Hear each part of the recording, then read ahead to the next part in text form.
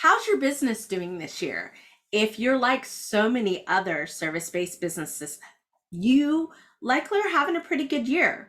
The thing is, you probably could be having a better year, a brighter year, if you could fix this one problem. And this problem is gaining employees, gaining those fabulous rock star team players that can help you take your business to the next level. Well, that's what we're talking about this month as part of our weekly videos, but also this week, what we're really focusing on is how to establish your small business in a competitive, tight labor market, which is where we are. Howdy everyone, my name is Leslie Hassler. I own Your Biz Rules Business Coaching, and I work with women-led service businesses to grow and scale in a way that's profitable and sustainable so that you can build a brighter future for yourself, your business, your family, your team. And this is one of the most important scaling strategies. In fact, I think in one of the presentations that I give, I have a quote from Reid Hoffman, who's one of the founders of LinkedIn, also the host of Masters of Scale. And he talks about the fact that a team will beat out somebody working by themselves every single day of the week. And your team is just an important strategy you can use to scale your business. But right now, it's also one of the most necessary and challenging strategies. And the truth is, yeah, it's hard. I'm working with several of my clients to help build out their teams as part of their scalability strategies. And it's hard. It doesn't matter the industry. It's challenging, but it's not going to change. In fact, the only thing you can do, because you can't lament about the fact that it's hard, it's just that you're going to have to get better. And that's the truth. Even pre-pandemic, guys, I think even pre-pandemic, we were in a very tight labor market. We only had in Texas, we had a 3.5% unemployment rate, some of the lowest unemployment rates that we have seen. And truly, a lot of the job growth that we see tends to be in more lower end type salaries. So they're not even really a lot of job movement happening in the professional areas. And for so many people, your business could use all types of people. You could use more administrative, more task driven, but you likely could also use some more professional, some people with some higher expertise. And so we really have to change our thought process around team development and what it takes to actually develop that kind of team for your business. Now, I also find working with so many service-based business owners that there's this pretty pervasive thought process that you can't compete on money, that you can't offer competitive salaries, that you just can't afford benefits. And I do think this is one of the limiting beliefs that I see across businesses, because a lot of the work that we do, actually, we wind up paying the entire team, including the business owner, more. And we wind up raising salaries and improving cash and improving profitability. So we know these two things can go hand in hand if you want it to, if that's your intention, if that's your strategy. And that's really why this month we're talking about the things that we're going to talk about. So I want to show you that it's more than just competitive salary and benefits. Those are important. Don't get me wrong. It's just about 1/3 of the equation.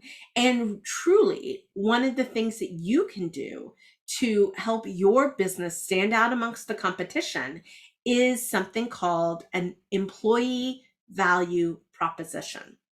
Now, listen, you likely have a marketing or a customer value proposition that is a way to communicate the value of your work to your potential clients so that they're attracted to come in. That's exactly what an employee value proposition does is it communicates in a very concise way, compelling way, thoughtful way why somebody should come work for you in your business and why they should stay. This is a strategy, a thought process that will pay off dividends time and time again. And it is one of these beautiful things that has a whole lot of other benefit, meaning that it actually will improve your customer value proposition. Like I said, it's a retention tool, not just a attraction recruiting tool, but a retention tool as well. And so it's so important to put these in place so that, like I said, you can stand out from your competition. You really can help meet the change in expectations and priorities.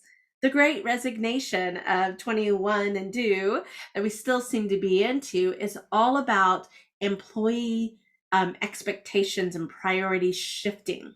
What if I told you that as a small business owner, you are more beneficially positioned, competitively positioned to align with those changes? It's crazy how much you're able to do if you only knew about this employee value proposition. So let's talk about this. So there's three categories, all right? There's emotional, there's experiential, and then there's competitive. And I'm going to tell you a little bit more about those categories. But these are the three major components of an employee value proposition. So let's get into the emotional. Now, the emotional category is truly about building connection. If you think about it, I always call these the ties that bind. These are, this is the heart, the connection to meaningful work, the purpose and passion part of the business, if you will. And so from a brass tacks perspective, these things include things like your mission, your vision, the calling, the purpose of the business, how you show up. So your values. This is something that as a small business owner, when you first started out, you could get away with not having a mission, value, and vision statements of who your business is and how they show up in the world and the work that they do that's significant. You can get away with that for a while. But once you start hiring team, and not just warm bodies, we're not into putting warm bodies into a place because that's not impactful in a small business. But once you get to needing to have people who are truly thinking and acting in the company's best interest and engaging in your business to be able to help it to grow, this is the time, right? Is to work on that emotional element. So truly, if you think about it, it's a bit of developing the story to be told, the story that you want to be told. And also, like your values, I call those the soul of the business. It's what tells everybody else how we should act, how we should interact as a team, how we should act to ourselves, how we should act to our clients, and how we show up in the world, right? That emotional connection, especially if you are looking at needing more employees that are on the younger end of things, or even, here's the kind of crazy thing, even if you need this top-notch leader in your company who you can't compete with their 6 or plus figure salary, this is the thing that they can say yes to. So you really need to build up that emotional connection, help people connect to the purpose of your business. So our second category is experiential. Now, I want you to think about, this is about helping your employees succeed professionally and personally. It is being able to help them understand how they can learn, how they can be positively challenged, how they can grow in their career, as well as how they can lead a healthy, happy life. I think we're finally done with having the kind of relationship as employees and businesses to where I feel like it was so born out of the industrial age where, you know, you owed your body to the business that employed you. I think we're in an opportunity to have such more of a symbiotic, healthy kind of relationship with between businesses and people, and that we need the people to be whole. When a person is whole, when a person is challenged, when the person sees the opportunity to contribute, they show up, and they keep showing up. So the minute that somebody can't see an opportunity for them to grow, and it doesn't always have to be a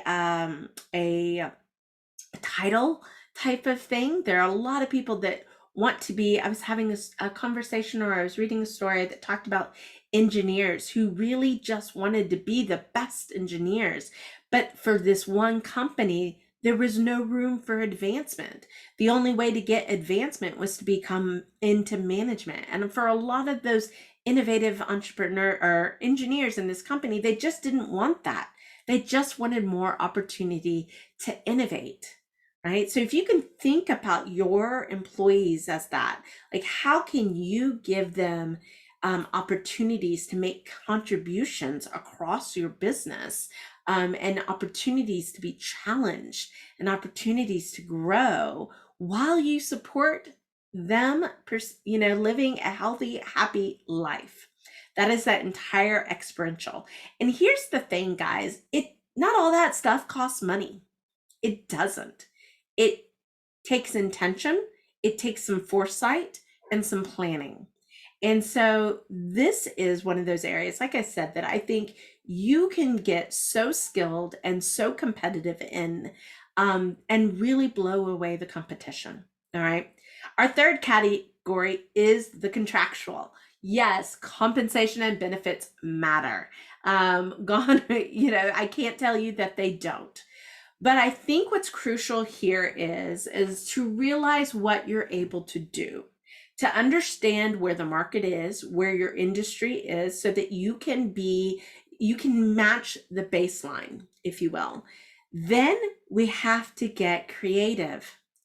I have talked to so many people that are like benefit brokers who tell me of these amazing programs for small teams. Like, I just need 3 people. I just need 4 people. I can, you've got 10, I can help you, right?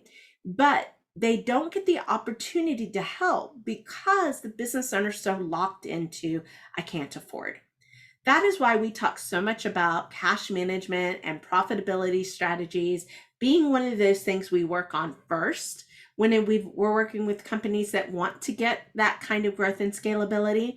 When you work on those things first, we make all of this worry that you have about hiring a new team member, we make that go away. Now, there's a lot of confidence that we can show you, tools that we can give you. In fact, this entire month, we're offering a free download. It's our 7 steps to a rockstar team. In fact, if you want this, if you put into the comments rockstar, I think we've set everything up so that you can be able to download that. And there's one page that just talks about how to figure out if you can afford to hire this person. Right? We have a little bit of a scaling chart that will ask you a few key questions and help get you started on the path of preparation, because it is a lot of intention. So I know I run a lot of financial forecasting for my clients in this area.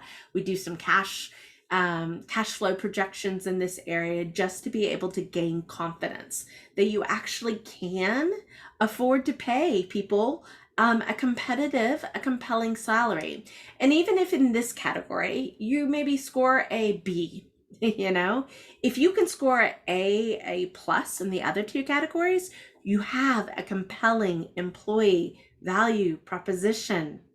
And that is what people say yes to. So that's it for today, guys. Don't forget, download the 7 steps to a rockstar team. It's got much more information than we're able to give to you in this short little video, but you're going to want it, especially if you've got that compelling need to do that employee value proposition. And look, a competitive, tight labor market isn't going to change. So you have to get better. And this is just one tool, the employee value proposition, that can help you do that. So that's it for today, guys. I hope you're doing well. And until next time, I'll be talking with you soon.